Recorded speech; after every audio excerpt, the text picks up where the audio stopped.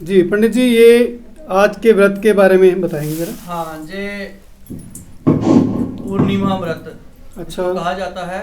अच्छा। पूर्णिमा जैसे हमारे लोगों में पूर्णिमा इत्यादि का व्रत किया जाता है, एकादशी का व्रत किया जाता है जी। तो जो व्रत रखने के बाद व्रत का उद्यापन, अच्छा। यानी कि आज के बाद इस व्रत का हम मोक्ष कर रहे हैं। अच्छा। अपनी भाषा में हम इसको व्रत मोक्ष कहते हैं। मोक्ष, जी। इसको आता है व्रतोद्यापन। अच्छा। अपनी भाषा में इसको मोक्ष कहा जाता है। तो आज ये मिल करके पूर्णमासी व्रत का जी। उद्यापन कर रहे हैं, मतलब कि इसका मोक्ष कर रहे हैं। जी, एक कौन कर रहे हैं?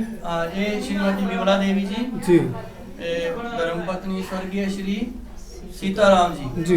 तो उनके घर परिवार में ये परिवार के साथ मिल करके जी। तो ये व्रत उद्यापन कर रहे हैं। प्रातः काल से पूजाएं इत्यादि चल रही है। जी। शास्त्रों के अनुसार जैसी इस व्रत की उद्यापन की विधि है, जी। और विधि के अनुसार ये चल रहा है। भगवान गणेश की सर्वप्रथम पूजा के बाद आदि देवता नवग्रह वगैरह की पूजा के बाद अच्छा। अब जो इस पूजा में विशेष पूजन कहा जाता है उसको कहते हैं नारायण पूजा। नारायण पूजा। नारायण पूजा, क्योंकि ये विशेषकर व्रत ही नारायण जी के लिए, सत्यनारायण के लिए रखा जाता है जी। और इस व्रत के अधिष्ठात्र देवता भगवान विष्णु हैं। अच्छा। इसलिए इस व्रत में उनकी पूजा को सबसे ज्यादा महत्व दिया जाता है। जी। तो सारी पूजाओं के बाद अब हमारा जो अगला कार्यक्रम है वो नारायण पूजा का है। जी। तो नारायण पूजा में भगवान का स्वरूप शालिग्राम को भगवान का स्वरूप माना गया है। जी। आप चाहे शालिग्राम रख करके उनका पूजा कर सकते हैं, या भगवान की प्रतिमा रख करके भी आप उनकी पूजा वगैरह कर सकते हैं। जी। उनकी पूजा में षोडशोपचार पूजा में 16 प्रकार का पूजन लिखा हुआ है। अच्छा। दूध, दही, शहद, घी, शक्कर, 5 उनको स्नान, वस्त्र दान, यज्ञोपीत,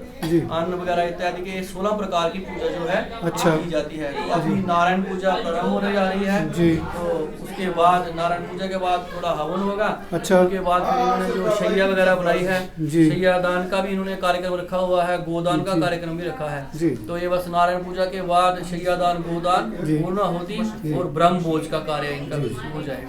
पंडित जी बहुत बहुत धन्यवाद।